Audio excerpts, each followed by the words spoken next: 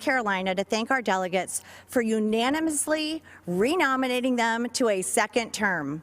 Our official roll call and the business of our Republican convention was conducted today in Charlotte. We have created a short video to symbolize the excitement for President Trump across all 50 states and territories. Thank you for watching. God bless you, and God bless the United States of America.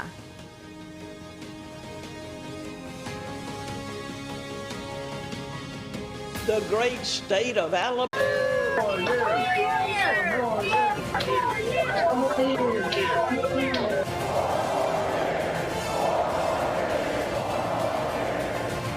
We will make America great again. And ladies and gentlemen of this country, the best is yet to come.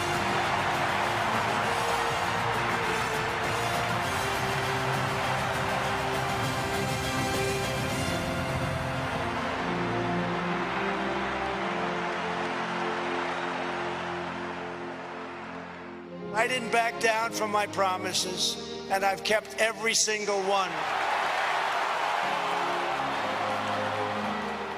This current administration had made hope possible. We want this nation to continue to be the beacon of hope for the world. How many people said they're going to leave America if Donald Trump was elected? They're all still here, and they're not going anywhere because we are in the land of the free. We will never, ever sign bad trade deals. America first, again, America first. America's great USMCA trade bill. This is a big win for the United States of America. This is a great trade deal. We are going to lift the restrictions on the production of American energy. We will create millions of more jobs. Hope to me is the belief in a better tomorrow and our children. When I look in the eyes of my grandchildren, I want them to know that their papa was not silent. We will rescue kids from failing schools by helping their parents send them to a safe school of their choice. We will completely rebuild our depleted military. The countries that we are protecting at a massive cost to us will be asked to pay their fair share. We will take care of our great veterans like they have never been taken care of before. This guy saved me. Yeah. He saved me. Thanks to him, I'm here. To me, he's giving people hope, what he's doing for the poor people, what he's doing for everybody. We are going to appoint justices of the United States Supreme Court who will uphold our laws and our Constitution. Why supporting law enforcement is so important for keeping America great. As long as I'm president, I will never defund your police, that I promise you. It's time to deliver a victory for the American people. We are going to start winning again. It's called Promises Made, Promises Kept.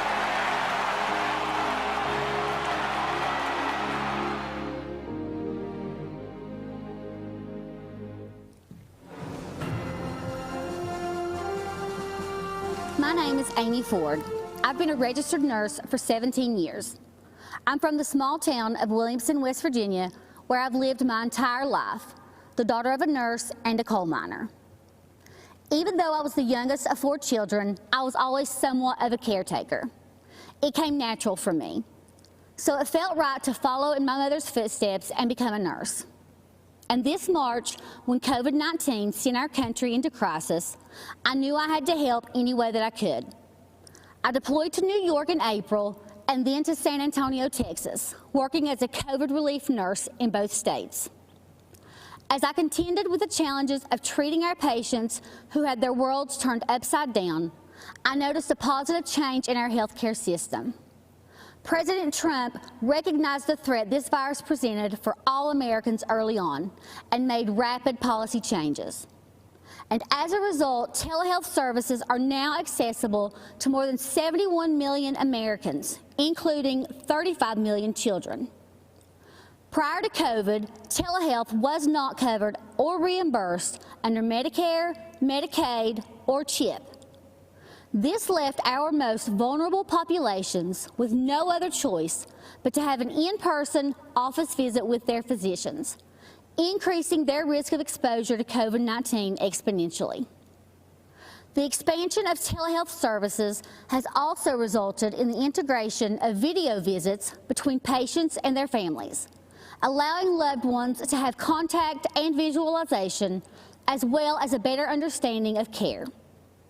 Telehealth has been essential during this pandemic.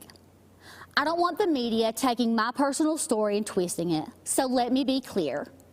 As a healthcare professional, I can tell you without hesitation, Donald Trump's quick action and leadership saved thousands of lives during COVID-19.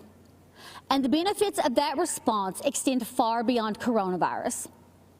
Telehealth will continue to aid many that are just unable to find transportation or a way to the doctor for regular checkups. This is especially true in rural America. I live in a town of about 2,000 people. We do not have buses, trains, trolleys, or Ubers available to us. In addition, the unavailability of services can also hinder treatment for many. So increased access to telehealth for millions of Americans has truly been life-saving, and we have President Trump to thank. From the very beginning, Democrats, the media, and the World Health Organization got coronavirus wrong. The World Health Organization said, authorities have found no clear evidence of human-to-human transmission. Overall, most people should not be terribly concerned about it. Everything's fine here. We do want to say to people, come to Chinatown. Here we are. Come join us. We don't even think it's going to be as bad as it was in other countries. Go about your lives, go about your business. One leader took decisive action to save lives, President Donald Trump.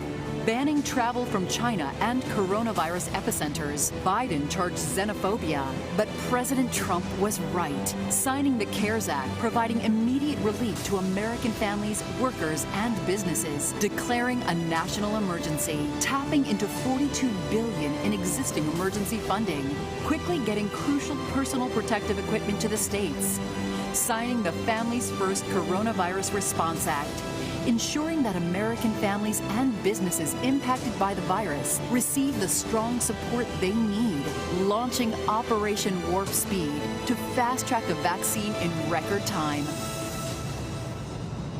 He said everything that I could have hoped for. Promise made, promise kept. He is ready, willing, and able to help. He has been responsive. He's done a lot of good things. What the federal government did was a phenomenal accomplishment. In our hour of need, and you all literally are helping us in a big way. We were at the edge, and this is life or death stuff, and we're forever thankful for that.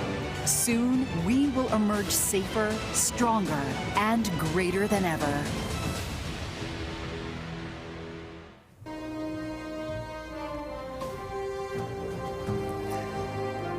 I am Dr. G.E. Ghali, an oral and maxillofacial surgeon and chancellor of a large academic medical and research center in Louisiana. I feel uniquely positioned to share how President Trump's decisive leadership led to a rapid and efficient response to the coronavirus pandemic. I know this as a health professional and as someone who has recovered from COVID himself. The COVID-19 pandemic exploded into our great nation with an intensity unparalleled in history. But our medical investigation and drug development systems were not designed for a pandemic. The devastating effects of the coronavirus demanded immediate changes at the regulatory level. A prompt response led by President Trump cleared away the red tape that usually makes drug approvals a long and drawn-out process. By harnessing the resources of the federal government and the private sector, President Trump's Operation Warp Speed is accelerating the testing, supply, development, and distribution of therapeutics, diagnostics, and very shortly, effective vaccines to counter COVID-19. Let me give you 3 clear examples of how President Trump's leadership removed regulatory barriers so COVID patients could have faster access to effective therapies and diagnostics. First, on February 26, 2 phase 3 clinical trials studying remdesivir were initiated. Just 2 months later, the FDA approved remdesivir for emergency use to treat COVID-19. Normally, this is a 3 to 5 year process. The amazing speed with which this happened in a safe but efficient manner is unheard of. Second, the FDA granted expanded access to COVID-19 convalescent plasma. Within 24 hours of this approval, we were administering convalescent plasma and remdesivir to a critically ill patient, a former Army Ranger and physician. Had it not been for the rapid deployment of these medicines, this patient, who is my colleague and friend, would have surely died. And third, at the end of July, I developed a fever and cough. I reached out to our testing team and received one of the Abbott rapid tests, yet another tool quickly approved by this administration. Within 15 minutes, my test came back positive, and within 4 hours, I was receiving my remdesivir doses, followed by an infusion of convalescent plasma. As a physician, I've seen firsthand how these breakthroughs have saved countless lives. As a patient, I've benefited from the expedited therapies made possible by the swift action of this administration. President Trump truly moved mountains to save lives, and he deserves credit. Thank you, President Trump, for providing timely access to critical diagnostics and therapeutics during this pandemic. Thank you, Mr. President, for your strong leadership in these challenging times.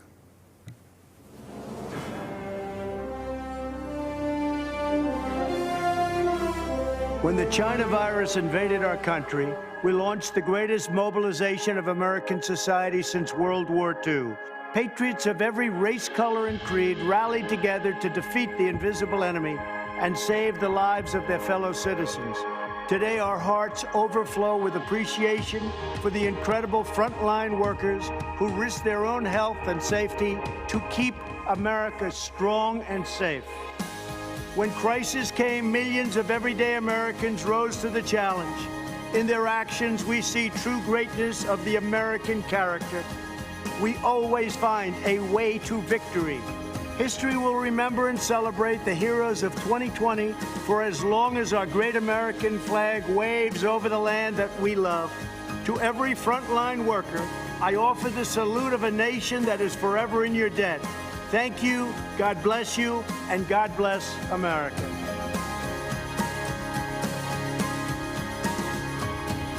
These are my friends. These are the incredible workers that helped us so much with the COVID. We can call it many different things, from China virus. I don't want to go through all the names because some people may get insulted, but that's the way it is.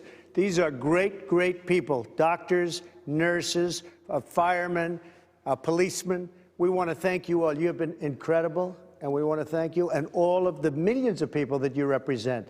Thank you all very much. Great job. Thank you. Thank you all very much. So tell me a little about your stories. How about we'll start with you?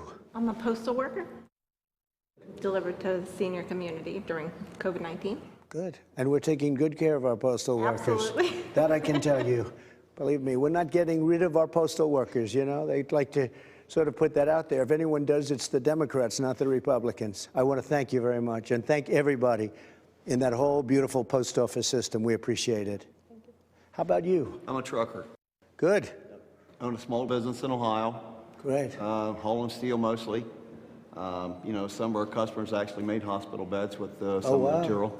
That's fantastic. Well, congratulations. I love the truckers. You know, they're on my side. Thank you. I think all of them, frankly. I think pretty much all of them. How about you? I'm a custodian at the post office as well. What do you do exactly? clean up everybody's mess and everybody's germs and all that. Can I tell you, that world, that profession will never be out of business. You know that, right? Sure. Thank you very much for being here. Thank you. And how about you? I'm a registered nurse, President Trump. I work at a New Jersey hospital. It's called Virtual Willingboro Hospital. Right. I also represent an organization of professional nurses. It's called the National Association of Catholic Nurses. Very good. But I want to tell you, sir, as a nursing supervisor, I am so in awe of your leadership. Honestly, I know many people have said often interesting things, but it takes a true leader to be able to ignore all that stuff and do what is right and not be offended by all the words being said. And you really do show that positive spirit to us. And as nurses, I appreciate that. But just as an individual, I'm grateful for that. Well, I'm for the nurses. I'm for the doctors. I'm for everybody. We just have to make this China virus go away, and it's happening. Please, go ahead. I'm also a nurse. I represent Genesis Healthcare, which is a skilled nursing facility company. I want to thank you and your administration for all the supplies and support and funding that you've given the skilled nursing units. Without that, we couldn't do as well as we have done. I spent some time in New Jersey. I live in West Virginia, went to New Jersey and did some work there, and we finally started to see things change and turn around. I appreciate what you said, because we have delivered billions of dollars of equipment that governors were supposed to give, and in many cases, they didn't get. So the federal government had to help them, and all of the people that did this incredible work, they never got credit for it. But you understand where it came from. Thank you very much. Thank you both. It's really nice. Please, go ahead. I'm a police officer in Englewood, Colorado, and I contracted COVID in late March and recovered. That means we don't have to be afraid of you at all, right? I'm good to go. Once you're recovered, you know, we have the whole thing with plasma happening. That means your blood is very valuable. You know that, right? Thank you very much. Great. Please. I'm a detention deputy at the Kern County Sheriff's Department out in California. Great. And I also contracted COVID into March and recovered from that also. How long was your problem? I was sick about 10 days, really bad. I got everything besides a cough, but recovered. I was off work for a month and a half, and I work in our local county jails. Did they do anything specifically to help you recover? They gave me Z-Paks medication, cough syrup. Okay, and I won't even ask you about the hydroxychloroquine because it's a shame what they've done to that one, but I took it. I took the Z-Pak also, and zinc. I want to thank you all very much. It's an honor to have you in the White House. You're fantastic people, and the people you represent an incredible group of people, and we love you all. Thank you very much. Thank you very much. Appreciate it. Good evening. I'm Congressman Jim Jordan, representing the 4th District of Ohio. The Republican Party is the pro-America party. President Trump is the pro-America candidate. This election is about who can preserve the values, principles, and institutions that make America great. Don't believe me? Look at what's happening in American cities. Cities all run by Democrats. Crime, violence, and mob rule. Democrats refuse to denounce the mob, and their response to the chaos? Defund the police, defund Border Patrol, and defund our military. And while they're doing all this, they're also trying to take away your guns. Look at the positions they've taken in the past few months.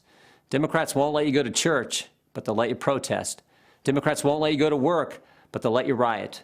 And Democrats won't let you go to school, but they'll let you go loot. President Trump has fought against each of their crazy ideas. He's taken on the swamp, all of the swamp, the Democrats, the press, and the never-Trumpers. And when you take on the swamp fights back. They tried the Russia hoax, the Mueller investigation, and the fake impeachment. But in spite of this unbelievable opposition, this president has done what he said he would do. Taxes cut, regulations reduced, economy growing, lowest unemployment in 50 years, out of the Iran deal, embassy in Jerusalem, hostages home from North Korea, a new USMCA agreement, and of course he's building the wall and rebuilding our economy as we speak. I love the president's intensity and his willingness to fight every day in Washington for our families. But what I also appreciate about the president is something most Americans never get to see, how much he truly cares about people. Our family has seen it. 2 years ago, our nephew Eli was killed in a car accident. He lived a mile up the road from us, grew up wrestling and training with our boys, was a high school state champion, varsity athlete for the University of Wisconsin. It was a Saturday morning, 3 days after the accident. I walked to the car to head up to Eli's parents' home when the president called. We talked about a few issues, and then he asked how the family was doing. I said, they're doing okay, Mr. President, but it's tough. The president said, yeah, losing a loved one is always difficult, and it's really tough when they're so young. I then said, Mr. President, I'm actually walking into their house right now. Obviously, they don't know that I'm talking to you, but if you'd be willing to say hello to Eli's dad, you'd make a terrible day a little less terrible. What's his name? The president asked. I walked through the door and said, Todd, the president wants to talk to you. For the next 5 minutes, family and friends sat in complete silence as the president of the United States took time to talk to a dad who was hurting. That's the president I've gotten to know the last 4 years. The president who shared private moments like this with soldiers, victims of violent crime, and people who've had businesses destroyed by the mob. That's the individual who's made America great again, and who knows America's best days are still in front of us. And that's why I'm busting my tail to help him get reelected. I'm asking you to do the same. Thank you, and God bless our country. I'm not an actor, a singer, or a politician. I'm Herschel Walker. Most of you know me as a football player, but I'm also a father, a man of faith, and a very good judge of character. I've known Donald Trump for 37 years, and I don't mean just casual ran into him from time to time. I'm talking about a deep personal friendship. I watched him as an owner of a professional football team. Right after he bought the team, he set out to learn. He learned about the history of the team, the players, the coaches, every detail. Then he used what he learned to make the team better. I watched him in the boardroom.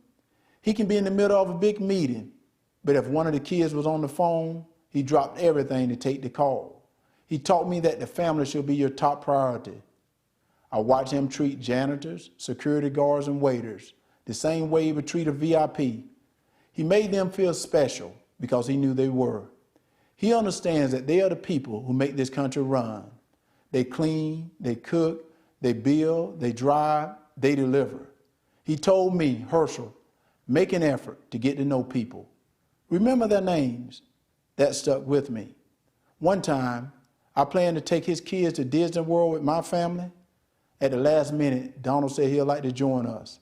So there he was, in a business suit, on It's a Small World ride. That was something to see. It just shows you what a caring, loving father he is. It hurt my soul to hear the terrible names that people call Donald. The worst one is racist. I take it as a personal insult that people would think I've had a 37-year friendship with a racist. People who think that don't know what they're talking about. Growing up in the Deep South, I've seen racism up close. I know what it is, and it isn't Donald Trump. Just because someone loves and respects the flag, our national anthem, and our country, doesn't mean they don't care about social justice. I care about all those things. So does Donald Trump. He shows how much he cares about social justice in the black community through his actions. And his action speaks louder than stickers or slogans on a jersey. He keeps right on fighting to improve the lives of black Americans and all Americans. He works night and day. He never stops. He leaves nothing on the field. Some people don't like his style, the way he knocks down obstacles that get in the way of his goals. People on the opposing team didn't like when I ran over them either, but that's how you get the job done. I pray every night that God gives him more time. Give him 4 more years. He has accomplished so much almost all by himself on a constant attack. But there's still more work to be done. If you love America and want to make it better, Donald Trump is your president. He's my president, and I'm blessed to call him friend. Good evening. I'm Natalie Harp, a formerly forgotten American from California. In the classic Jimmy Stewart film, It's a Wonderful Life, George Bailey is given a great gift, the chance to see what the world would be like without him. Tonight, Mr. President, we'd like to give you that same gift, because without you, we'd all be living in Pottersville, sold out to a crooked Mr., or I should say, a crooked Mrs. Potter, with no hope of escape except death itself. I should know, because I wouldn't be alive today if it wasn't for you. About 5 years ago, I was the victim of a notoriously deadly medical error. I survived, but only to be diagnosed with a rare and terminal bone cancer, You know, the Democrats love to talk about health care being a human right. But a right to what? Well, I'll tell you. To them, it's a right to marijuana, opioids, and the right to die with dignity, a politically correct way of saying assisted suicide. I was told I was a burden to my family and to my country, and that by choosing to die early, I'd actually be saving the lives of others by preserving resources for them, rather than wasting them on a lost cause like myself. And when I failed the chemotherapies that were on the market, no one wanted me in their clinical trials. I'd make them look bad. They didn't give me the right to try experimental treatments, Mr. President. You did. And without you, I'd have died waiting for them to be approved. Now with the coronavirus, everyone knows what that feels like to be waiting for a cure. But we've only been waiting a few months. Just imagine what 2020 would have looked like, fighting for your life, without Donald Trump fighting for it too. In January, there would have been no China travel ban. Millions would have died. Millions more would have been infected, for there'd be no record levels of testing, no right to try treatments, no fast track for a vaccine, nor Operation Warp Speed ready to deliver it. And without Donald Trump as our patient advocate for the past 4 years, well, the opioid epidemic would have stolen even more lives from even more families. Kidney patients would have no future except dying on wait lists, for there'd be no initiative to increase donations. There'd still be no accountability at the VA, and our brave veterans would still be suffering long wait times with no choice nor access to faster care. Insulin and other drug prices would have continued to rise, while a record number of generic drugs would still be stuck in the pipeline. There'd be no price transparency. We wouldn't have health plans up to 60% cheaper than Obamacare, and we'd still be stuck with that infamous individual mandate. And God forbid what the next 4 years would look like. For in Joe Biden's America, China would control our drug production. We'd be one step closer to government-run health care. We wouldn't just be unable to keep our doctors, we'd be lucky if we could see any doctor. And even then, some of us would be denied care. For in socialized medicine, you don't beat the odds, you become the odds. And I would lose my right to try, just like Charlie Gard, that terminally ill British baby whose government-run healthcare system decided it was too expensive and too cruel to keep him alive. You see, Mr. President, you've done so much more than your promises made and promises kept. For numbers only tell part of the story. We are the rest of it. Facts with faces of Americans who would still be forgotten if you and our favorite First Lady hadn't given up your own wonderful life so we could have the chance at one. George Bailey's father was right. All you can take with you is that which you've given away. And Mr. President, that makes you the richest man in the world, for you have used your strength to make America strong again. Sacrificed the life you built to make America proud again. And you risked everything to make America safe again. It's a wonderful life. You made America great again. And on November 3rd, we are going to keep America great.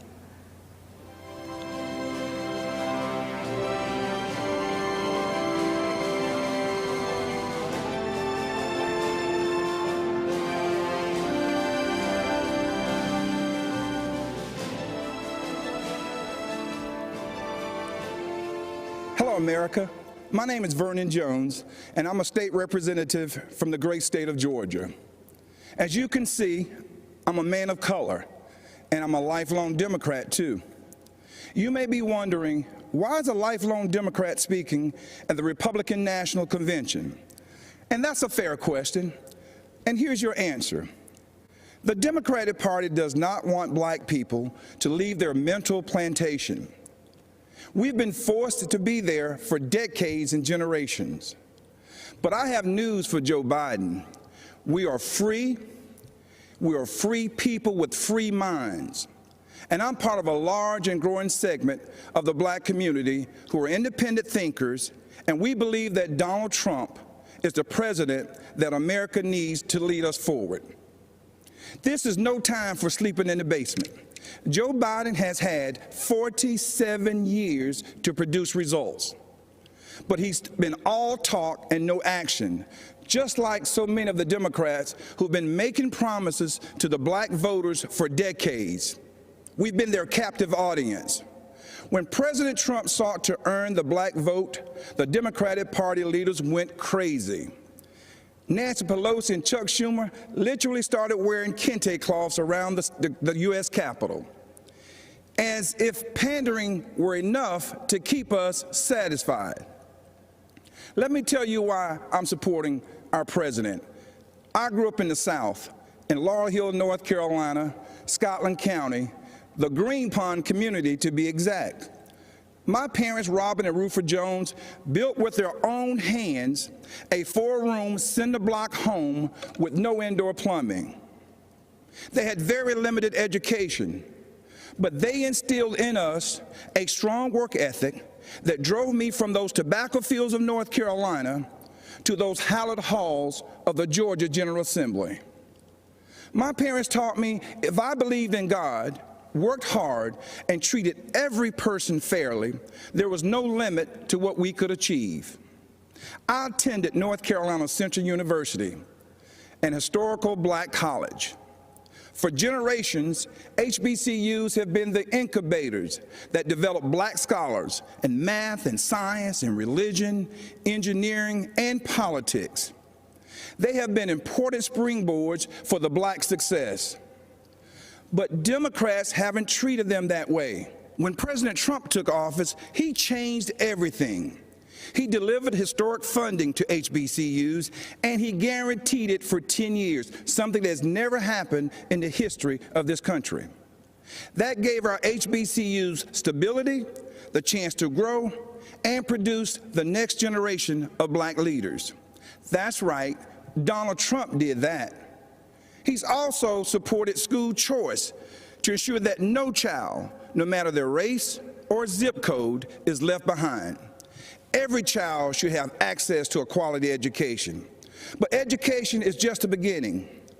The president also built the most inclusive economy ever, with record low unemployment for African Americans and record high participation in the workforce. He put opportunity zones in the Trump tax bill that would drive investment into our communities for decades to come. He put the interests of American workers, and especially black workers, first.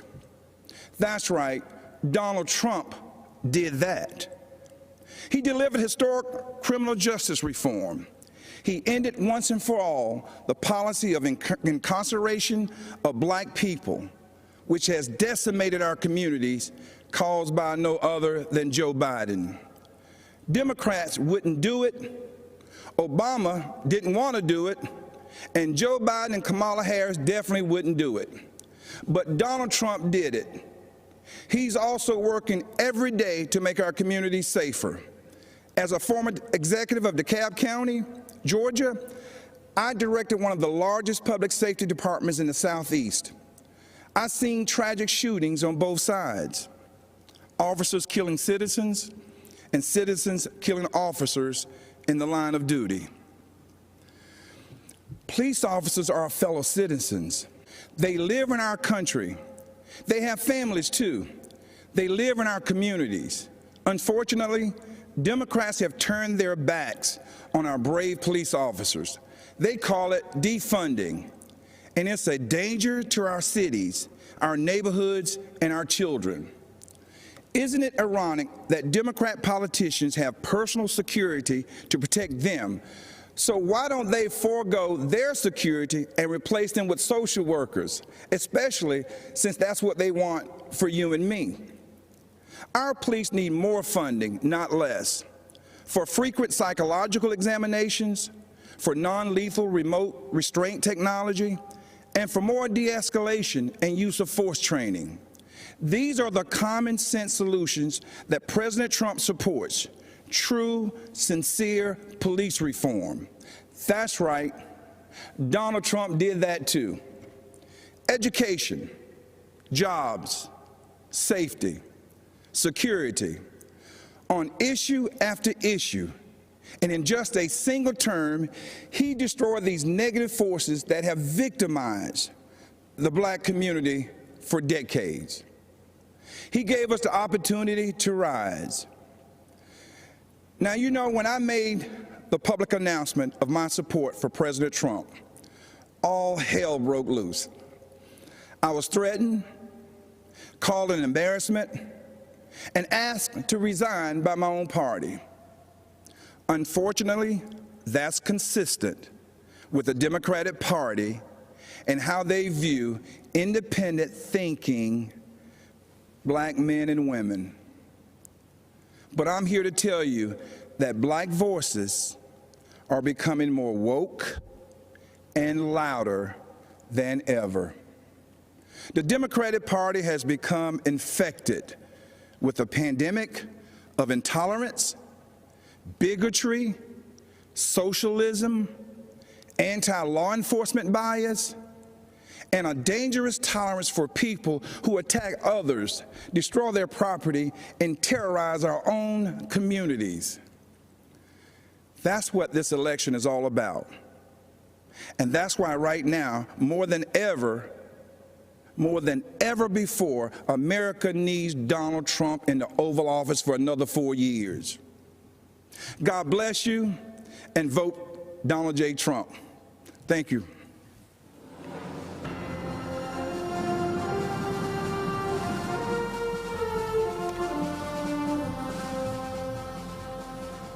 In 2018, a gunman walked into Marjorie Stoneman Douglas High School in Parkland, Florida, and changed my life forever. My name is Andrew Pollock. His name isn't worth saying. One of the seniors walking in the hallways that day was my beautiful daughter, Meadow. She was just months away from graduating and beginning a new life. We were so proud of the woman she had become. But in the hallway on that third floor, the gunman saw Meadow and shot her down the hallway, hitting her 4 times. After she was shot and on the floor, she crawled over to another student, a freshman girl, to protect her. She draped her body over her, and then the scumbag gunman shot my daughter at point-blank range 5 more times, killing Meadow and the girl she was shielding. She had a whole life ahead of her, and in that life, she could have done anything and been anything. So many moments that I waited so long for were taken from me. I didn't get to drop her off at college. I didn't get to walk her down the aisle. But every moment was taken from her, and for what? I never wanted this to become a political spectacle, but it did. I never wanted to meet the president like this, but I did. I was invited to the White House. The truth is, I had just buried my daughter that week. I really wasn't interested in public events like a tour or a photo op. I was interested in answers and solutions. So if the president wanted to meet me personally, I said I'd go. They said, of course, that was his plan.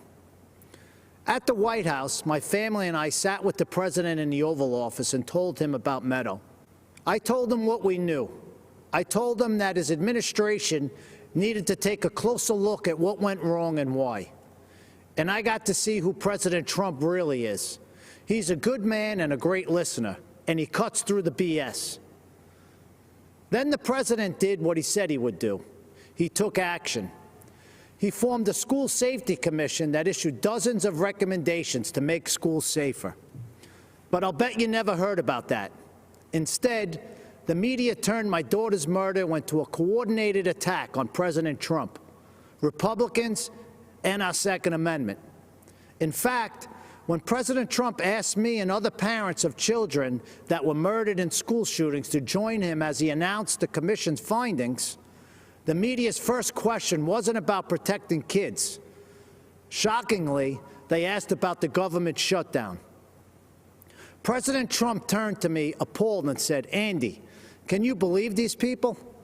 We're trying to talk about school safety, and this is what they do." But I could believe it. After my daughter's murder, the media didn't seem interested in the facts, so I found them myself. I learned that gun control laws didn't fail my daughter. People did. The gunman had threatened to kill his classmates before. He had threatened to rape them. He had threatened to shoot up the school. every red flag you could imagine. But the school didn't just miss these red flags, they knowingly ignored them. Far-left Democrats in our school district made this shooting possible because they implemented something they called restorative justice. This policy, which really just blames teachers for students' failures, puts kids and teachers at risk and makes shootings more likely. But it was billed as a pioneering approach to discipline and safety. I was just fine with the old approach to discipline and safety. It was called discipline and safety. But the Obama-Biden administration took Parkland's bad policies and forced them into schools across America. When President Trump rescinded Obama's guidance on restorative justice policies, he put an end to that, and that meant the world to me. It's hard to tell how much Mr. Biden understands about what happened at Parkland. Mr. Biden has campaigned on bringing back restorative justice as part of his unity platform with Bernie Sanders and has pledged to implement it in school districts across America. But he doesn't even seem to know when the shooting happened. He said that he was vice president when it happened, but he wasn't. Mr. Biden may not know when my daughter was murdered, but I do. February 14, 2018. Mr. Biden may not know that these policies make shootings more likely, but I do. Mr. Biden may not know who was vice president that day, but I do. It wasn't Joe Biden, it was Mike Pence, thank God. And I know who the president was, too. It wasn't Barack Obama, it was President Donald J. Trump, and he took action. I truly believe the safety of our kids depends on whether this man is reelected.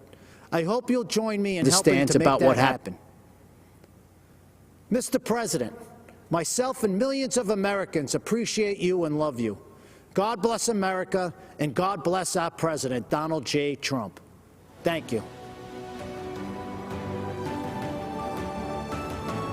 A curfew now in effect for the city of St. Louis. Protests in St. Louis turned violent.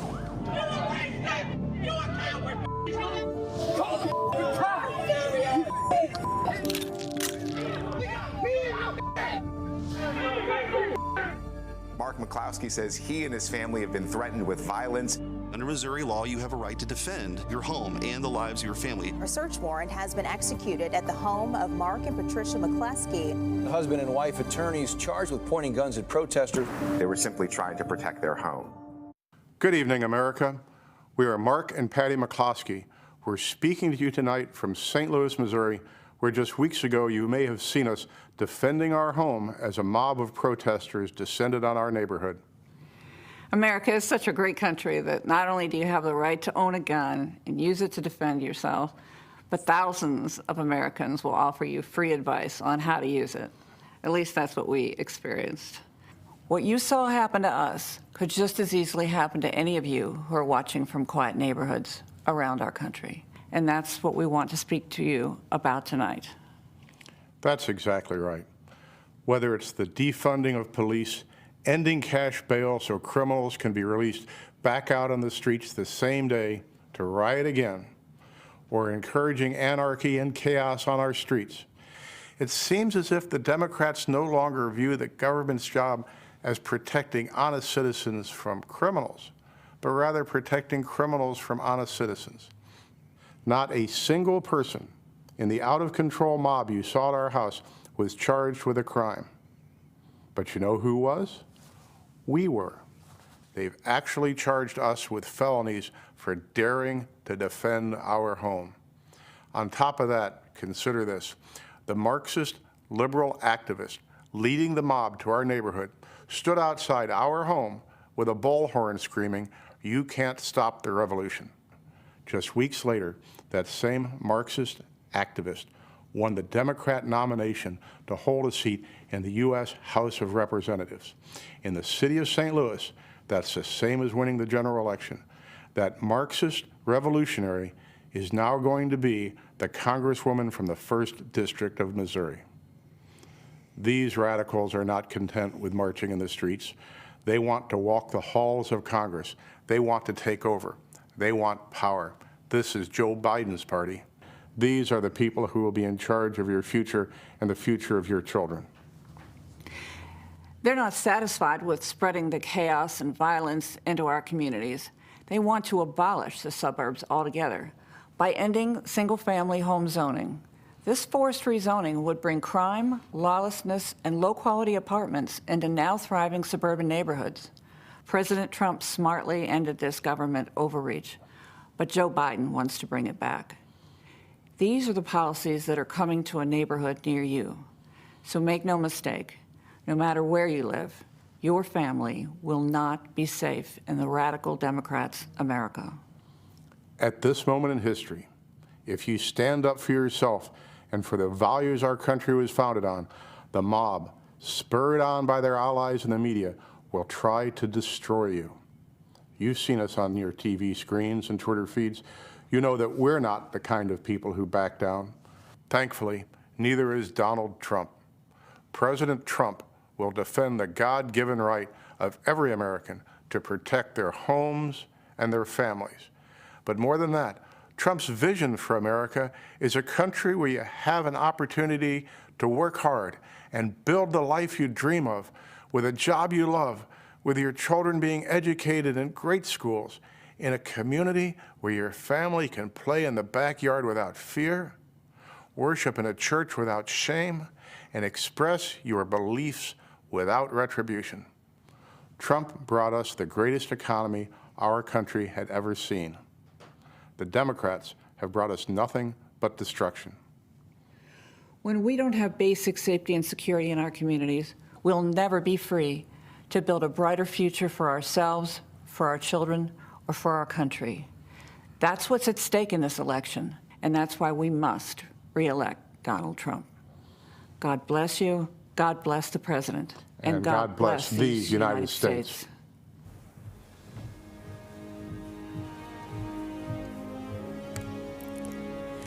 Good evening, America. I'm Kimberly Guilfoyle. I speak to you tonight as a mother, a former prosecutor, a Latina, and a proud American. And yes, a proud supporter of President Donald J. Trump. Why? Because he is the president who delivers for America. He built the greatest economy the world has ever known for the strivers, the working class and middle class. As commander-in-chief, he always puts America first. President Trump is the law and order president. Now, presidential leadership is not guaranteed. It is a choice. Biden, Harris, and the rest of the socialists will fundamentally change this nation. They want open borders, closed schools, dangerous amnesty, and will selfishly send your jobs back to China while they get rich. They will defund, dismantle, and destroy America's law enforcement. When you are in trouble and need police, don't count on the Democrats. As a first-generation American, I know how dangerous their socialist agenda is. My mother, Mercedes, was a special education teacher from Aguadilla, Puerto Rico. My father, also an immigrant, came to this nation in pursuit of the American dream. Now, I consider it my duty to fight to protect that dream. Rioters must not be allowed to destroy our cities. Human sex drug traffickers should not be allowed to cross our border. The same socialist policies which destroyed places like Cuba and Venezuela must not take root in our cities and our schools. If you want to see the socialist Biden-Harris future for our country, just take a look at California. It is a place of immense wealth, immeasurable innovation, and immaculate environment. And the Democrats turned it into a land of discarded heroin needles in parks, riots in streets, and blackouts in homes. In President Trump's America, we light things up. We don't dim them down. We build things up. We don't burn them down. We kneel in prayer, and we stand for our flag. This election is a battle for the soul of America. Your choice is clear. Do you support the cancel culture, the cosmopolitan elites of Nancy Pelosi, Chuck Schumer, and Joe Biden, who blame America first? Do you think America is to blame? Or do you believe in American greatness? Believe in yourself, in President Trump, in individual and personal responsibility. They want to destroy this country and everything that we have fought for and hold dear. They want to steal your liberty, your freedom. They want to control what you see and think and believe so that they can control how you live. They want to enslave you to the weak, dependent, liberal, victim ideology to the point that you will not recognize this country or yourself. From the beginning, when President Trump spoke about making America great again, he was speaking about that shining city on a hill and restoring the beacon of light that once shined so bright. His promise was to put America first, and he has. When President Trump cut middle-class taxes, putting tens of thousands of dollars back in the pockets of working-class Americans, that beacon began to flicker once again.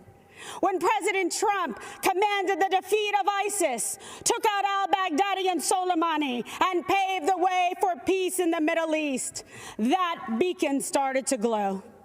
When he negotiated historic trade deals with Canada, Mexico, Japan, and China, bringing back thousands of manufacturing jobs to America, that beacon shined bright once again for the world to see. America, it's all on the line. President Trump believes in you. He emancipates and lifts you up to live your American dream. You are capable.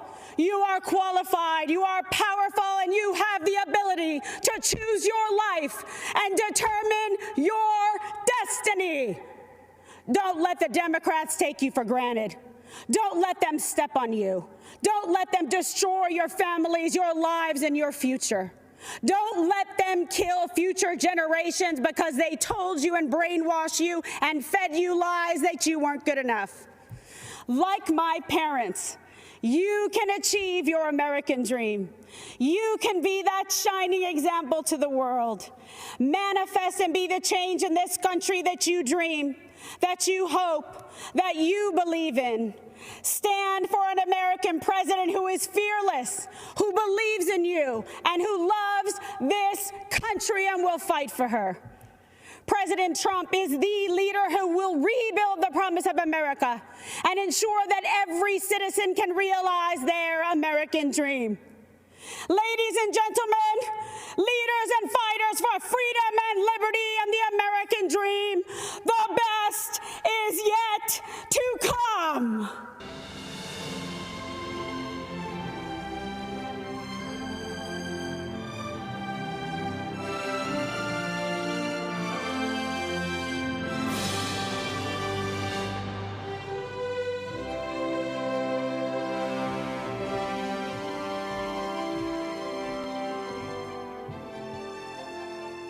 I'm Congressman Steve Scalise.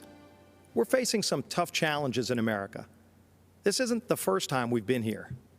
I've worked closely with Donald Trump over the last few years, and if there's one constant theme to how he approaches problems, it's how much he cares about the hardworking people that Washington left behind. I've seen this firsthand. After I was shot on a baseball field by a leftist gunman, first responders rushed me to a hospital where I battled for my life. That same night, Donald Trump came to the hospital along with First Lady Melania Trump. They consoled my wife, Jennifer. They were there for my family in my darkest hours. Donald Trump would call to check on me throughout the following weeks, just to see how I was doing. That's the kind of person he is. That's the side of Donald Trump that the media will never show you. Look, there's a lot at stake. This is an election between a party that wants to burn down the foundations of our country to the ground and a party that wants to rebuild and protect our great nation. The left wants to defund the police. This is personal to me. I wouldn't be here without the bravery and heroism of the men and women in law enforcement who saved my life. President Trump stands with those brave men and women. Joe Biden has embraced the left's insane mission to defund them. There won't be an America to leave to our children and grandchildren without those brave law enforcement officers and first responders. Joe Biden's made a career in Washington for 47 years, promising things he's never delivered. In just 3 short years, President Trump has delivered huge wins for American families. While Joe Biden made hollow promises when he chaired the Senate Judiciary Committee, Donald Trump took action and delivered criminal justice reform. Joe Biden claims to care about the working man, but millions of good manufacturing jobs were shipped overseas during the Obama-Biden years to countries like China. Donald Trump brought those jobs back. I've seen how deeply President Trump cares about rebuilding our evaporating middle class. President Trump pledged to give the forgotten men and women of America a real shot at the American dream. And again, he delivered. The lowest unemployment rate in over 50 years, women creating small businesses at record pace, wages rising, the fastest, by the way, for lowest income levels. What can Joe Biden say to that? What has Joe Biden done in his 47 years in Washington that can compare to that? President Trump has delivered for the hardworking people of this great nation. It's going to take that kind of bold leadership to get us out of this COVID crisis. After President Trump saved lives by shutting down flights from China and Europe, he's now focusing the full weight of the government on a revolutionary plan to cure this virus by cutting red tape and empowering scientists to create a vaccine. This is visionary leadership in action at a time when we can't afford another 47 years of hollow promises. America's been through tough times before. Who better to lead us out of these times than the president who already built the strongest economy our country has ever seen? Donald Trump did it before. Donald Trump will deliver for us again. God bless you, and God bless these United States of America.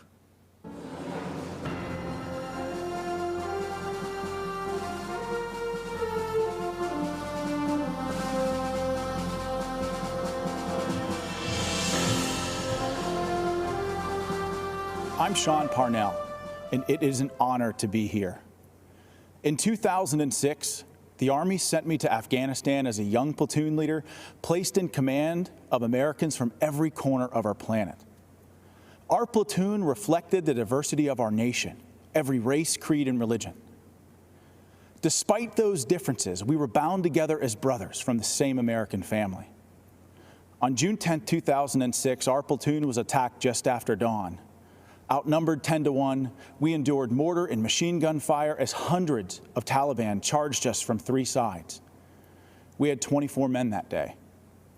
Wave after wave of Taliban advanced up the hill. I was wounded 3 times in the fighting. Nearly all of my platoon was wounded within the first minute, but the enemy kept coming. We fought to our last rounds of ammunition, and when it was over, we held the hill. In the face of death, I saw ordinary Americans become heroes. In our darkest hour, when our survival depended on each other, my men and I learned an important lesson. We all bleed red. Our differences did not define us. United, we were unbeatable. After 485 days of combat, I came home eager to enjoy the freedoms I risked my life to defend. But I watched with alarm as the party of my grandfather, a lifelong Union Democrat, turned against the very people it professed to represent. I watched as Joe Biden spit venom at an auto worker who dared to question Joe's intent to dismantle the Second Amendment and take your guns. Where Democrats once stood for hard-working, law-abiding Americans who displayed our flag with pride, this new Democrat Party considers these people uneducated racists clinging to guns and Bibles. The party of Harry Truman became the party of hedge fund managers, Hollywood celebrities, tech moguls, and university professors, all bloated with contempt for middle America. I look across the aisle and I do not see a party that wants you to pursue your dreams. I see a Democrat Party that wants to dictate what those dreams are. I don't see a party that wants you to be free. I see a party that wants to chain you to conformity and will destroy anyone they deem a heretic. I swore an oath to defend my country and its Constitution. President Trump has sworn to do the same. That's why he's advanced freedom despite savage political attacks to overcome the agenda of the radical left. President Trump has unleashed the economic might of this nation like no other president in our history. He triggered the rising tide of working families, brought us energy independence, reclaimed jobs from overseas that, Democrats said would never return. He has fiercely defended the besieged First and Second Amendments. That is just a start.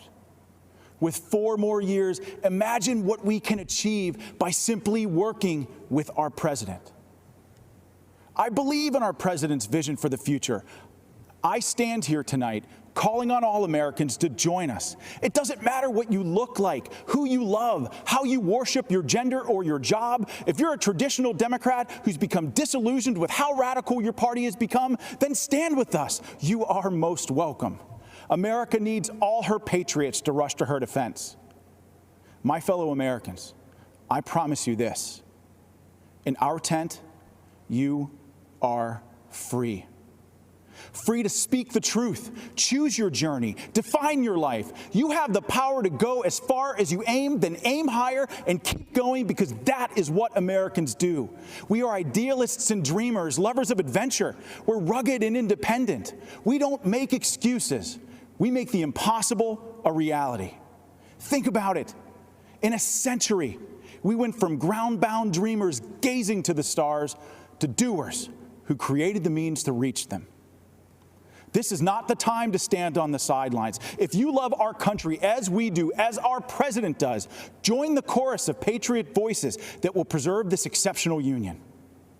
Mr. President, lead the way. Millions in our American family believe in this path to destiny.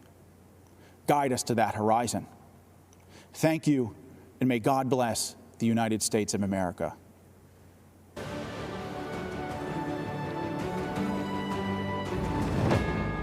We come together to imagine a future determined by the shining light of our hopes and values and faith. A country where we are judged by our character with dignity and respect for all. The belief that all are created equal, that lives matter irrespective of race, creed, or color. Committed to excelling beyond our dreams. 4 years ago, we faced an historic crossroad. Career politicians promising change every election, but delivering emptiness. We chose a different path. A man who is not a politician, a man who cares, a man who works tirelessly for you. Still, politicians spun their deceptions and obstructed progress, fanning the flames of lawlessness. We all know that it is easy to criticize. It takes a true leader to solve problems. COVID-19, while others criticize without solutions. President Trump's swift action saved lives. And as leading Democrats want to keep businesses closed down, our president is leading the way for a full economic recovery. We are America. We as Americans work together to overcome challenges, write our own stories. America, land of promise, land of opportunity, land of heroes, land of greatness.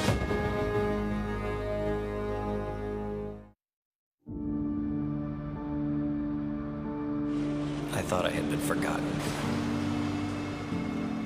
I nearly gave up hope. I was so afraid. I believed I would die here. American hostages, forgotten and wasting away in far-off prisons, wrongfully detained by foreign governments. Americans were beaten, abused, starved, and left for dead. Until President Donald Trump stepped in The 3 American hostages finally back on U.S. soil after being held captive in North Korea. We're following some breaking news in Turkey, where an American pastor, Andrew Brunson, has been released. An American jailed in Egypt is back in the U.S. this morning after an intervention by the Trump administration. A tough and skilled negotiator, President Trump successfully won the release of detainees and prisoners, among the most of any president in American history. While families waited in despair for news of their loved ones, President Trump provided a new spark of hope by bringing our hostages home. We have Danny Birch back home, where he should be. He was in Yemen in a very horrible situation. Yesterday, the United States government secured the release of Caitlin Coleman, Joshua Boyle, and their 3 children. Today, we are bringing home another American citizen. We just had news that Turkey released a prisoner that we were trying to get to the United States. Under this administration, America has not and will not turn its back on our people. President Trump will bring them home.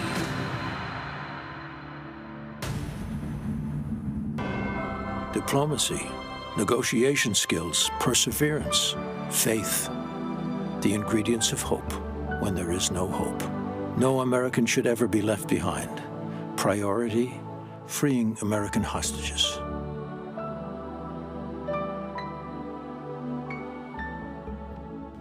We have 6 incredible people who were held hostage by various countries, and I'm very pleased to let everybody know that we brought back over 50 hostages from 22 different countries. We worked very hard on it, Ambassador O'Brien and others, and I will tell you, we're very proud of the job we did. But I'd like to ask maybe Pastor Brunson to say a few words so we can go through and just give us a little history of what happened and how is life treating you? I was held in Turkey for 2 years, and you took unprecedented steps, actually, to secure my release, and your administration really fought for me. And I think if you hadn't done that, I may still be in Turkey. So I'm very grateful. 28 years, right? They had you there they had you scheduled for a long time, Andrew. Yes. We had to get you back. And I have to say that, to me, President Erdogan was very good. And I know they had you scheduled for a long time, and you were a very innocent person. And he ultimately, after we had a few conversations, he agreed. So we appreciate that, and we appreciate the people of Turkey. And you still appreciate the people of Turkey, I understand, right? We love the Turkish people. We still That's do. great. It's great to have you back, Andrew. Thank you. Please. Mr. President, thank you for having me. My name is Sam Goodwin. I'm from St. Louis, Missouri. I was held in Syria for 63 days, and I think I speak for my fellow former hostages and detainees here when I say I'm as grateful as I've ever been for anything to be home safely. And thank you for the invitation and opportunity to be here. Particularly, Ambassador O'Brien was incredibly supportive and helpful to my family, and we can't say enough nice things about him. Thank you for promoting him. Good. And just really happy to be here, so thank you.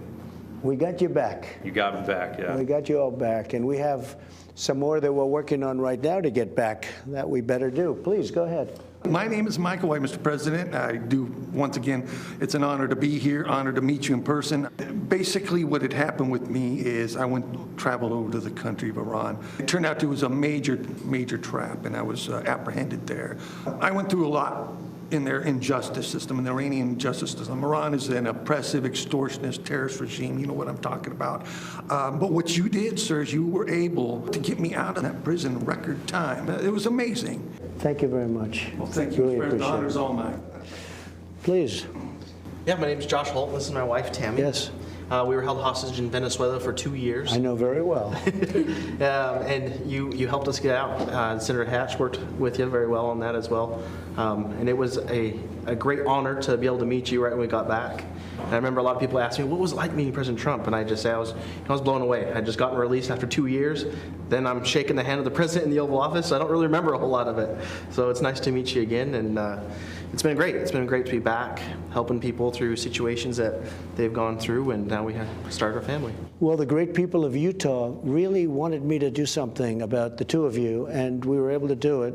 And a little bit of a miracle, I think, frankly. It was. Because it was a very hostile period. And we appreciate everybody working so hard with us. But We were able to get you both back. And are you living in Utah now, I hope? We're still living in Utah. That's good. We'll say hello to the folks in Utah because they're great people. Thank you very much. Congratulations. Thank you. Please. I'm Brian there. Spent an unexpected trip there in India. I was not going to India. I was going through India to Nepal, where I've been working for the last 18 years. But on behalf of my family and myself, thank you, President Trump, for getting us out and getting us home. The darkest moment of our whole time together, your letter to my wife came. And it really gave her the hope and the peace. And that's great. From that time forward, as more people got involved, especially the ambassador there in India, things became more peaceful, and the hope was there for the last 4 months that we really would get to come home, because they had planned on keeping me for 3 to 5 years.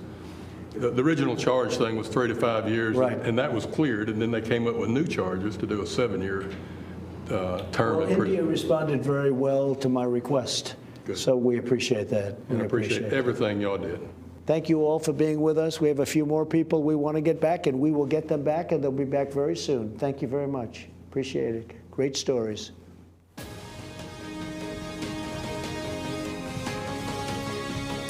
Hello, my name is Maximo Alvarez. I live in Miami, Florida, not far from the state of Florida, which isn't just a 90-mile wide blue strip on a map for me. It divides freedom from fear. It divides the past from the present, from the future. I know all about the past. I'll never forget my own. My family has fled totalitarianism and communism more than once. First my dad from Spain, then from Cuba. But my families don't run away. By the grace of God, I live the American dream, the greatest blessing I ever had. My dad, who only had a 6th grade education, told me, "Don't lose this place. You'll never be as lucky as me." I'm speaking to you today because my family is done abandoning what we rightfully earned. There's no place to hide. I'm speaking to you today because President Trump may not always be politically correct. He's in fact a successful businessman, not your average career politician. Our president is just another family man, a friend, and most important, our elected commander-in-chief who puts America first. Keep in mind, the other guy running for president is mostly concerned about power. Yes, power for them, but not for the benefit of all Americans. I'm speaking to you today because I have seen people like this before. I've seen movements like this before. I've seen ideas like this before. And I am here to tell you, we cannot let them take over our country. I heard the promises of Fidel Castro, and I can never forget all those who grew up around me, who looked like me, who suffered and starved and died because they believed those empty promises. They swallowed the communist poison pill. If you have a chance, go to the Freedom Tower in Miami. Stop and listen. You can still hear the sounds of those broken promises.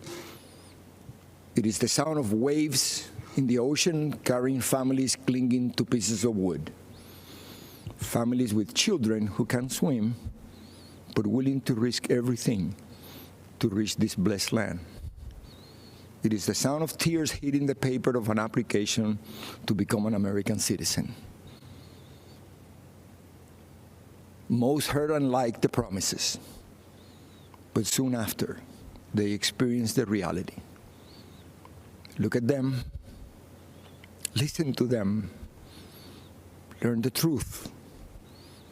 Those false promises: spread the wealth, free education, free health care, defund the police, trust the socialist state more than your family and your community.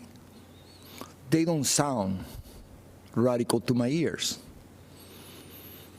they sound familiar. And Fidel Castro was asked if he was a communist. He said he was a Roman Catholic. He knew he had to hide the truth. But the country I was born in is gone, totally destroyed. When I watch the news in Seattle, Chicago, Portland, and other cities, when I see the history being rewritten, when I hear the promises, I've heard echoes of the former life I never wanted to hear again. I see shadows I thought I had outrun. My parents only wanted one person to decide my fate, me. Not some party member, not some government official, not some bureaucrat. In America, I would decide my own future. I am so grateful to America, the place where I was able to build my American dream through hard work and determination. President Trump knows that the American story was written by people just like you and I, who love our country and take risks to build a future for our families and neighbors. I may be a Cuban-born, but I am 100% American. This is the greatest country in the world. And I said this before. If I gave away everything that I have today, it would not equal 1% of what I was given when I came to this great country of ours. The gift of freedom. Right now, it is up to us to decide our fate and to choose freedom over oppression.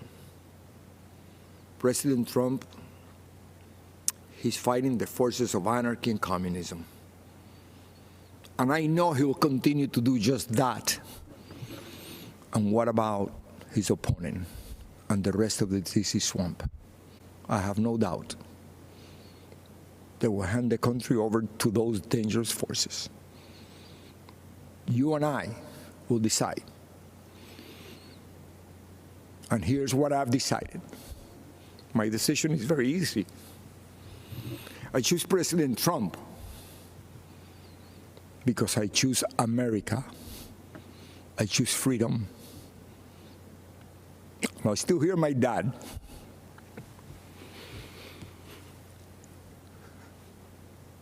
There is no other place to go.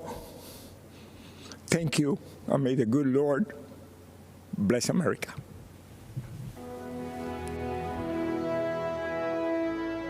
The Democrats are just going more and more left. Many positive about socialism, liking it more than capitalism. Many of the ideas we fought for that were considered radical are now mainstream. The compromise that they came up with, if implemented, will make Biden the most progressive president since FDR. The radical left has taken over the Democratic Party, and Joe Biden is marching in lockstep with them. Biden and the far left are promising to crush middle-class families with trillions in new taxes. If you elect me, your taxes are going to be raised, not cut. Promising amnesty and health care for 11 million illegal immigrants. Citizenship for 11 million undocumented folks. Promising to shut down energy exploration, killing jobs and hurting America's economy. I guarantee you, we're going to end fossil fuel. In Joe Biden's America, the radical left get whatever they want, and you get to pay for it. They've already taken over Joe Biden and the Democratic Party. Don't let them take over America.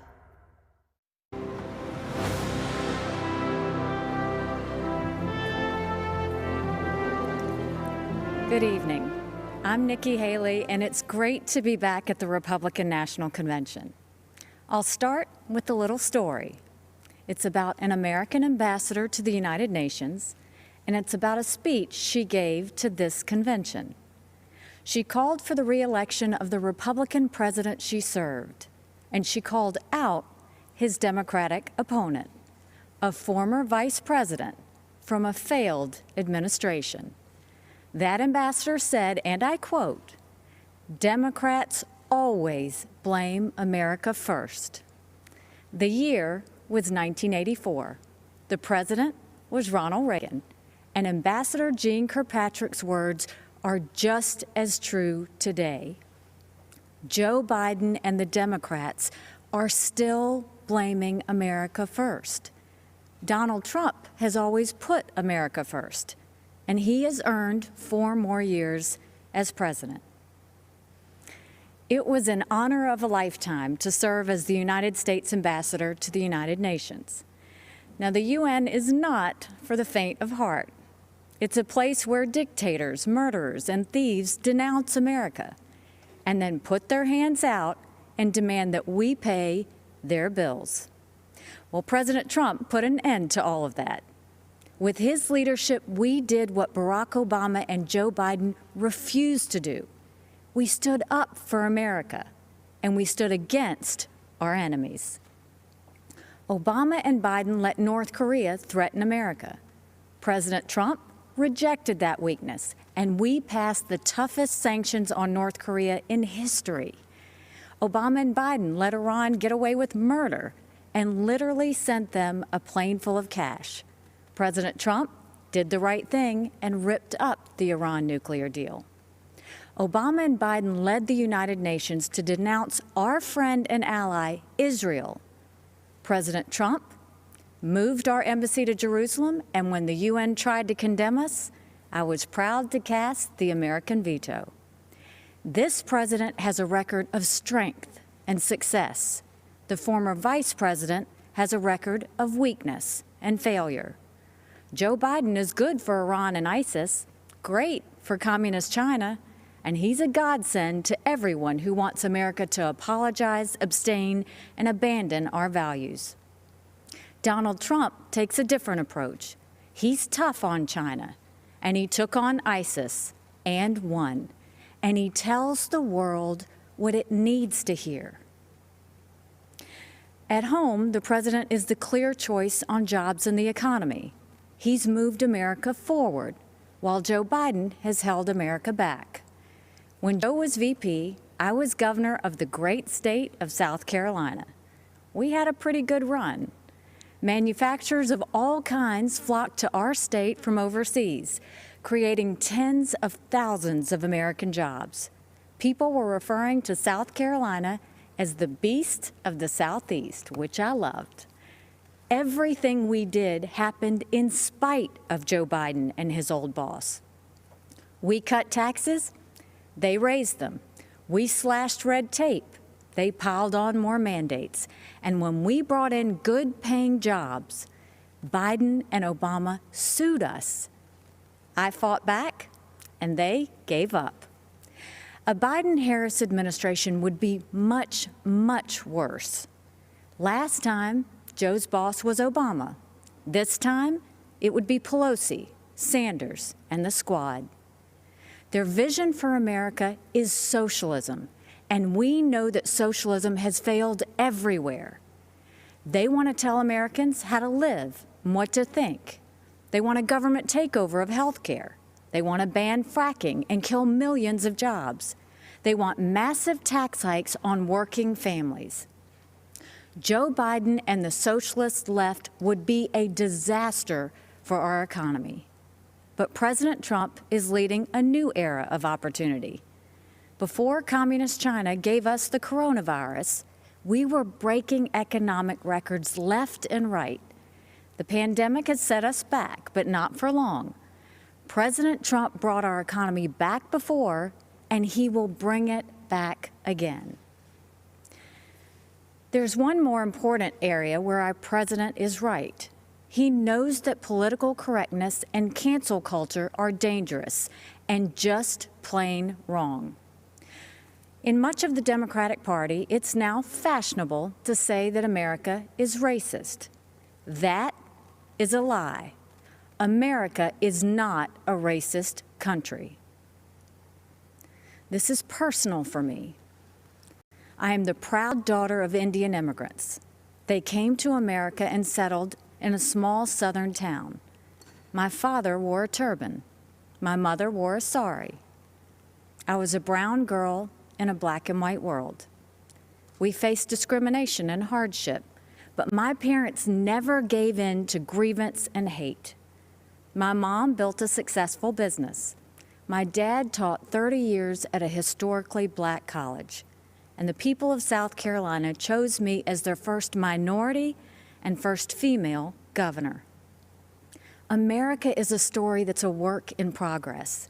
Now is the time to build on that progress and make America even freer, fairer, and better for everyone. That's why it's so tragic to see so much of the Democratic Party turning a blind eye towards riots and rage. The American people know we can do better. And of course we value and respect every black life. The black cops who've been shot in the line of duty, they matter. The black small business owners who've watched their life's work go up in flames, they matter. The black kids who've been gunned down on the playground, their lives matter too. And their lives are being ruined and stolen by the violence on our streets. It doesn't have to be like this. It wasn't like this in South Carolina 5 years ago. Our state came face to face with evil. A white supremacist walked into Mother Emanuel Church during Bible study. 12 African Americans pulled up a chair and prayed with him for an hour. Then he began to shoot. After that horrific tragedy, we didn't turn against each other. We came together, black and white, Democrat and Republican. Together, we made the hard choices needed to heal and removed a divisive symbol peacefully and respectfully. What happened then should give us hope now. America isn't perfect, but the principles we hold dear are perfect.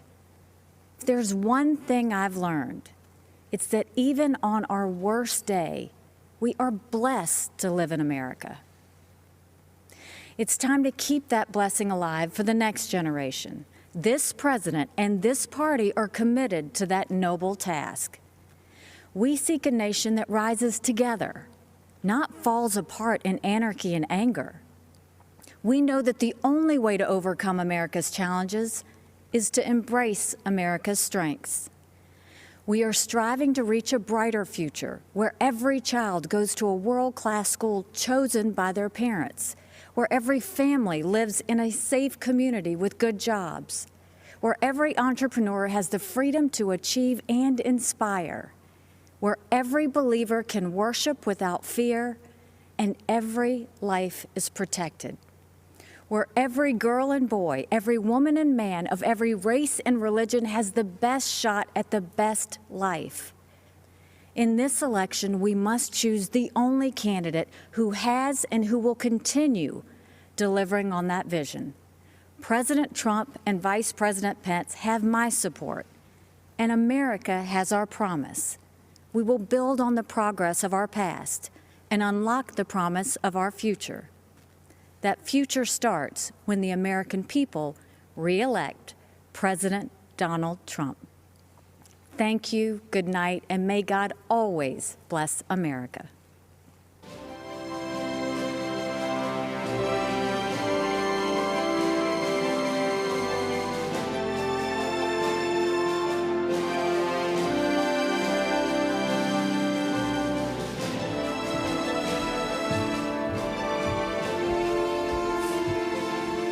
Good evening, America. I'm Donald Trump Jr. We're here tonight to talk about the great American story, to talk about this country we all love, this land of promise and opportunity, of heroes and greatness. Just a few short months ago, we were seeing the American dream become a reality for more of our citizens than ever before. The greatest prolonged economic expansion in American history, the lowest unemployment rate in nearly 50 years, the lowest unemployment rates ever for Black Americans, Hispanic Americans, women, and pretty much every other demographic group. And then, courtesy of the Chinese Communist Party, the virus struck. The president quickly took action and shut down travel from China. Joe Biden and his Democrat allies called my father a racist and a xenophobe for doing it. They put political correctness ahead of the safety and security of the American people. Fortunately, as the virus began to spread, the president acted quickly and ensured ventilators got to hospitals that needed them most. He delivered PPE to our brave frontline workers, and he rallied the mighty American private sector to tackle this new challenge. There's more work to do, but there is a light at the end of the tunnel. Job gains are outpacing what the so-called experts expected. But Biden's radical left-wing policies would stop our economic recovery cold. He's already talking about shutting the country down again. It's madness. Democrats claim to be for workers, but they've spent the entire pandemic trying to sneak a tax break for millionaires in Democrat states into the COVID relief bill. Then they attacked my father for suspending the payroll tax for middle-class workers. In fact, if you think about it, Joe Biden's entire economic platform seems designed to crush the working man and woman. He supported the worst trade deals in the history of the planet. He voted for the NAFTA nightmare. Down the tubes went our auto industry. He pushed for TPP. Goodbye, manufacturing jobs. Beijing Biden is so weak on China that the intelligence community recently assessed that the Chinese Communist Party favors Biden. They know he'll weaken us both economically and on a world stage. Biden also wants to bring in more illegal immigrants to take jobs from American citizens. His open border policies would drive wages down for Americans at a time when low-income workers were getting real wage increases for the first time in modern history. He's pledged to repeal the Trump tax cuts, which were the biggest in our country.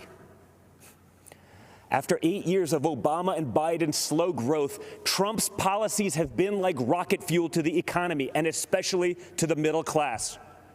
Biden has promised to take that money back out of your pocket and keep it in the swamp. That makes sense, though, considering Joe Biden is basically the Loch Ness Monster of the swamp. For the past half-century, he's been lurking around in there. He sticks his head up every now and then to run for president. Then he disappears and doesn't do much in between. So if you're looking for hope, look to the man who did what the failed Obama-Biden administration never could do and built the greatest economy our country has ever seen. And President Trump will do it again. We will be stronger than ever because when we put our mind to it, there is no obstacle that America can't surmount. Except there's a difference this time. In the past, both parties believed in the goodness of America. We agreed on where we wanted to go. We just disagreed on how to get there. This time, the other party is attacking the very principles on which our nation was founded. Freedom of thought, freedom of speech, freedom of religion, the rule of law. Thomas Jefferson famously said, "I have sworn upon the altar of God eternal hostility against every form of tyranny for the mind of man." Our founders believed there was nothing more important than protecting our God-given right to think for ourselves. Now, the left, they're trying to cancel all of those founders. They don't seem to understand this important principle. In order to improve in the future, we must learn from our past, not erase it. So we're not going to tear down monuments and forget the people who built our great nation. Instead, we will learn from our past so we don't repeat any mistakes. And we will work tirelessly to improve the lives of all Americans. Joe Biden and the radical left are now coming for our freedom of speech. They want to bully us into submission. If they get their way, it will no longer be the silent majority. It will be the silenced majority. This has to stop. Freedom of expression used to be a liberal value, at least before the radical left took over. Now the Republican Party is the home of free speech, the place where anyone from any background can speak their mind, and may the best ideas win. People of faith are under attack. You're not allowed to go to church, but mass chaos in the streets gets a pass. It's almost like this election is shaping up to be church, work, and school versus rioting, looting, and vandalism. Or, in the words of Biden and the Democrats, peaceful protesting. Anarchists have been flooding our streets, and Democrat mayors are ordering the police to stand down. Small businesses across America, many of them minority-owned, are being torched by mobs. The Democrat mayors pretend it's not happening. They actually called it a summer of love. And that brings me to another important principle. Every American must be free to live without fear of violence in your country, in your communities, and in your homes. All men and women are created equal and must be treated equally under the law. That's why we must put an end to racism, and we must ensure that any police officer who abuses their powers is held accountable. What happened to George Floyd is a disgrace, and if you know a police officer, you know they agree with that too. But we cannot lose sight of the fact that our police are American heroes. They deserve our deepest appreciation. Because no matter what the Democrats say, you and I both know when we dial 911, we don't want it going to voicemail. So defunding the police is not an option. Everything starts with safety and security. You can't have anything else without it. You can't focus on building a better future for your children without the peace of mind that they can study safely in their classrooms, play safely in their neighborhoods, and sleep safely in their beds. But safety is only the beginning. Trump's America is a land of opportunity, a place of promise. I was fortunate enough to grow up in a family that could afford the best schools and the finest universities. But a great education cannot be the exclusive right of the rich and powerful. It must be accessible to all. And that's why my dad is pro-school choice.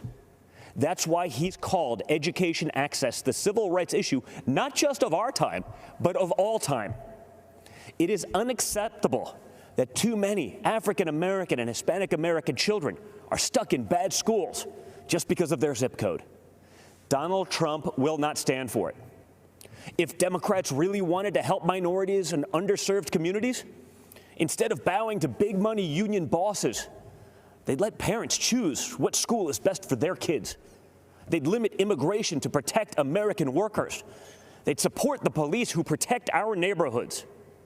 They'd learn how to negotiate trade deals that prioritize America's interests for a change. They'd end the endless wars and quit sending our young people to solve problems in foreign lands.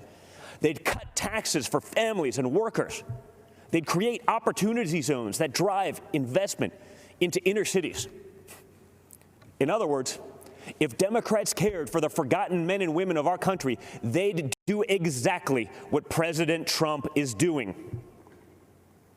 America is the greatest country on earth, but my father's entire worldview revolves around the idea that we can always do even better. Imagine the life you want to have, one with a great job, a beautiful home, a perfect family. You can have it. Imagine the country you want to live in, one with true equal opportunity, where hard work pays off and justice is served with compassion and without partiality. You can have it. Imagine a world where the evils of communism and radical Islamic terrorism are not given a chance to spread, where heroes are celebrated and the good guys win. You can have it. That is the life. That is the country. That is the world that Donald Trump and the Republican Party are after. And yes, you can have it. Because unlike Joe Biden and the radical left Democrats, our party is open to everyone. It starts by rejecting radicals who want to drag us into the dark and embracing the man who represents a bright and beautiful future for all. It starts by re-electing Donald J. Trump, President of the United States. Thank you, and God bless America.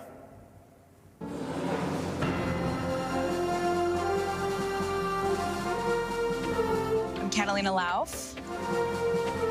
I'm Catalina Lauf. I work in the political space. And I'm Madeline Lauf, and I'm the founder of Begin Health, a children's nutritional company.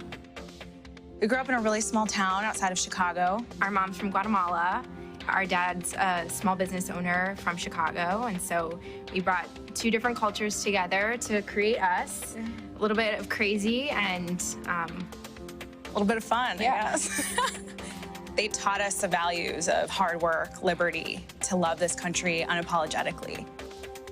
Our dad is a beekeeper and just had so many different things out in the countryside, and it was just such a sweet, We grew up selling honey at farmers markets, so my line was, have you ever been stung by a bee?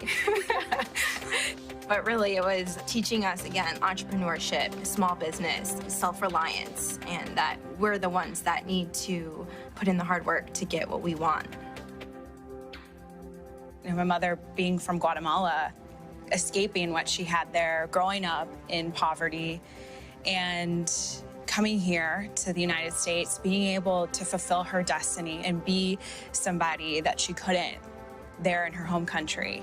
And they really instilled in us the sense of purpose, but also self-accountability, and that we had to strive to do the things that we wanted, and it was up to us to make those things happen. In America, there's no ceiling of opportunity. You know, you define your own destiny through personal responsibility, through hard work, through having a moral value system. That's the American dream. And look at my business, Begin Health. As a small startup that is growing and launching, we are constantly trying to innovate, and the big challenge that COVID brought that we just didn't see coming was that just almost everything kind of just shut down. And when you are a small startup and you have limited funding, and the funding is really only to kind of get you to that next milestone, we were really struggling. And so we were able to apply for a PPP loan, which really helped allow us to continue hiring and working and developing our products so that we could ultimately still launch. It's now more than ever so important to have a president and an administration that understands that small business is the backbone of our economy. Tax Cuts and Jobs Act was huge. Manufacturing, deregulation, fair trade. These are things that affected real Americans. We have a champion in the Oval Office who has this business background. He actually understands the need for small businesses like my sisters to survive. We aren't the stereotypical conservative. I mean, we come from Hispanic descent, and we're millennial women, and that's not what the media wants.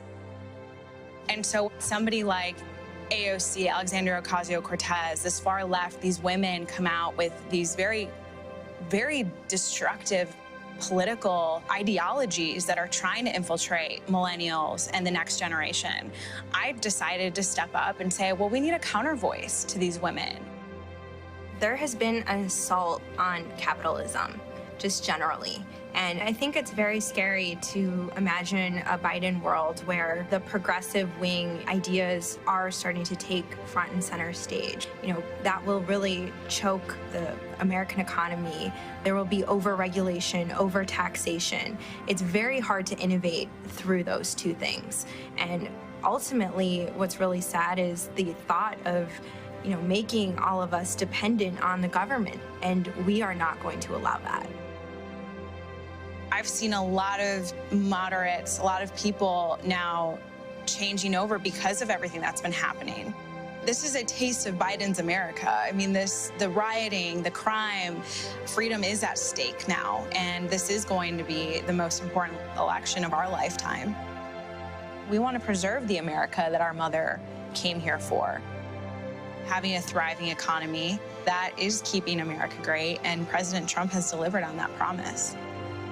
He's truly fighting for the American people. We're the greatest country in the world, period. On our worst day, we're still the greatest country in the world. And in order to preserve that, it's by putting America first, having a thriving economy, having happiness.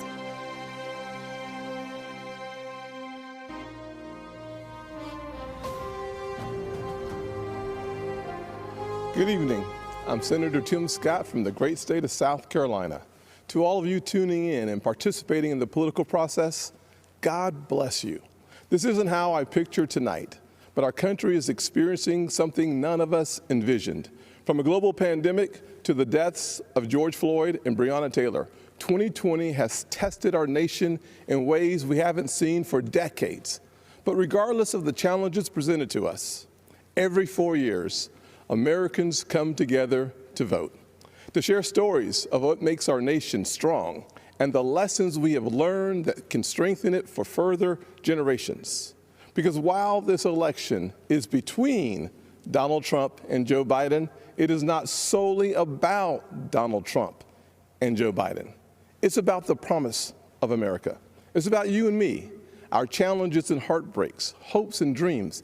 It's about how we respond when tackling critical issues like police reform, when Democrats called our work a token effort and walked out of the room during negotiations because they wanted the issue more than they wanted a solution. Do we want a society that breeds success or a culture that cancels everything it even slightly disagrees with? I know where I stand because, you see, I am living my mother's American dream. My parents divorced when I was 7 years old, and we moved in with my grandparents into a 2-bedroom home with me, my mom, and my brother sharing a room and one bed. My mom worked 16 hours a day to keep food on the table and a roof over our heads. She knew that if we could find the opportunity, bigger things would come. I thought I had to use football to succeed in life, and my focus on academics faded away. My freshman year, I failed out. I failed 4 subjects: Spanish, English, world geography, and even civics. Trust me, though, after 7 years in the Senate, I know I'm not the only one in Congress who failed civics. But even while I was failing the 9th grade, my mother always said to me, "Timmy, if you would just shoot for the moon, even if you miss, you'll be among the stars." She never lost faith in me, even when I lost faith in myself. Because of her encouragement, I went to summer school and caught up. The next year, I met my mentor, John Moniz, a Chick-fil-A operator. John saw something in me that I could not see in myself and started teaching me valuable life lessons. Like having a job would be a good thing, but creating jobs would be even better. That having an income could change my lifestyle, but creating a profit could change my community. He planted the seeds of what would become Opportunity Zones. This initiative that the president and I worked together on is now bringing more than $75 billion of private sector investment into distressed communities. I took those lessons to heart and started putting the pieces of my life back together. I realized a quality education is the closest thing to magic in America. That's why I fight to this day for school choice, to make sure every child in every neighborhood has a quality education. I don't care if it's a public, private, charter, virtual, or a homeschool. When a parent has a choice, their kid has a better chance. And the president has fought alongside me on that. Later in life, I started my own small business. That's why I know it is critical for us to have a tax code that encourages growth. We actually saw revenues to the Treasury increase after we lowered taxes in 2017. Rest assured, the Democrats do not want you to know that. After starting my small business and spending some time in local government, I decided to run for Congress in 2010. The district is based in Charleston, South Carolina, where the Civil War started, against a son of our legendary Senator, Strom Thurmond. You may be asking yourself, how does a poor black kid from a single-parent house crowded with Republicans against a Thurmond? Because of the evolution of the Southern heart. In an overwhelmingly white district, the voters judged me not on the color of my skin, but on the content of my character. We live in a world that only wants you to believe in the bad news, racially, economically, and culturally polarizing news. The truth is, our nation's arc always bends back towards fairness. We are not fully where we want to be, but I thank God Almighty, we are not where we used to be. We are always striving to be better. When we stumble, and we will, we pick ourselves back up and try again. We don't give in to cancel culture or the radical and factually baseless belief that things are worse today than in the 1860s or the 1960s. We have work to do, but I believe in the goodness of America, the promise that all men and all women are created equal. And if you're watching tonight, I'm betting you do too. Over the past 4 years, we have made tremendous progress towards that promise. President Trump built the most inclusive economy ever. 7 million jobs created pre-COVID-19, and 2/3 of them went to women, African Americans, and Hispanics. The first new major effort to tackle poverty in a generation, opportunity zones. We put hard-earned tax dollars back in people's pockets by cutting their taxes, especially for single-parent households like the one I grew up in, cutting single mothers' taxes 70% on average. President Trump supported these tax cuts for those single moms and other working families and signed these policies into law, and our nation is better off for it.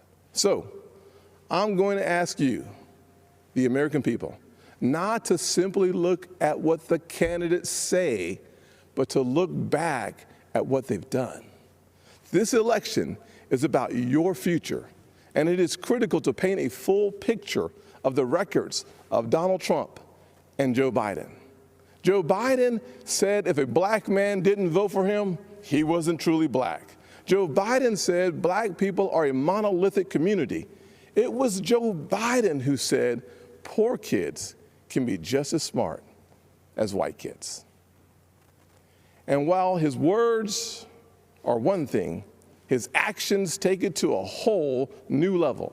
In 1994, Biden led the charge on a crime bill that put millions of black Americans behind bars.